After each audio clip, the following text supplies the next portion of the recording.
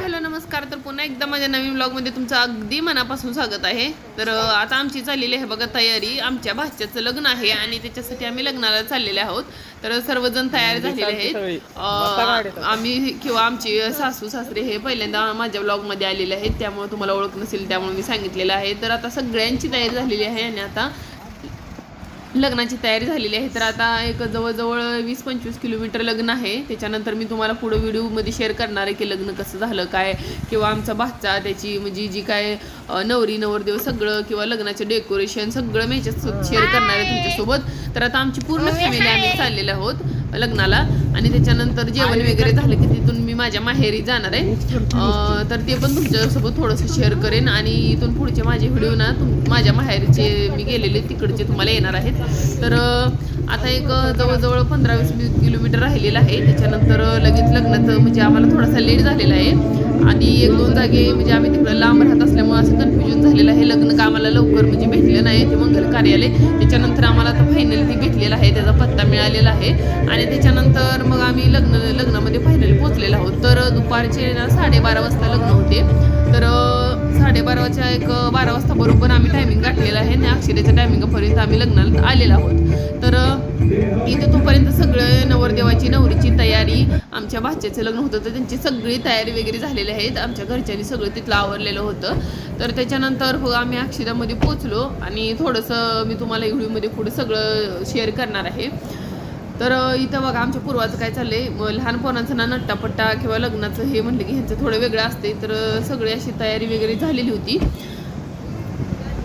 12:30 नंतर लग्न होतं, अक्षदा होत्या आणि त्याच्यानंतर अक्षदा वगैरे झालं की मग सगळ्या पाहुणे मंडळाची थोड्याशा गप्पा वगैरे मारून मग नंतर आम्ही निवांत असं जेवणार होतो. कारण जेवणाचा कार्यक्रम आम्ही किती लवकर ठेवला असला ना तरी जेवण काही करणार नव्हतं. घरचं लग्न म्हणलं की आपण निवांत जेवत असतो. तर आता आम्ही फायनली पोहोचलेलो आहोत लग्नामध्ये.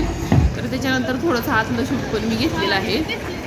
तर 12:30चा अक्षदा होता. तर आम्हाला लेट झाला तरी पण आम्ही 12:15 वाजता फायनली पोहोचलेलो होतो आणि गेले ना लेट झाल्यामुळं आम्हाला डायरेक्ट अक्षदा गावला बसायला पण थोड्या वेळ गप्पा वगैरे मारायला काही वेळ भेटला नाही. अक्षदा वगैरे पडल्यानंतर आम्ही गप्पा वगैरे मारत बसलो सगळे पाहुणे वगैरे. तर इथलं थोडंसं हे बाहेर शूट आहे, आतमध्येचं शूट थोडं काढलं नाही अजून.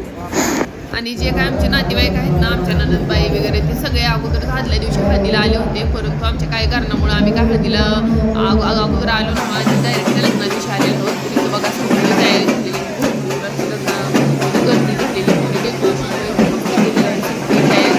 केलेली आहे. आणि तू इथलं उरकलं ना की मला थोडंसं माहेरी पण जायचं, त्यामुळं म्हणलं इथे काय एवढं जास्त टाईमपास केलं नाही. लग्न वगैरे करून इथं असं निवांत अक्षदा वगैरे आम्ही टाकून घेतलेले आहेत आणि त्याच्यानंतर जी काय आपल्या तिकडचे पाहुणे आहेत ना त्यांचं लग्न वगैरे झालं की त्यांच्यासोबत गप्पा वगैरे मारायच्या. म्हणून आपण कुठल्या पण लग्नात गेलं ना आपले जवळचे कोण आहेत ना बहिणी किंवा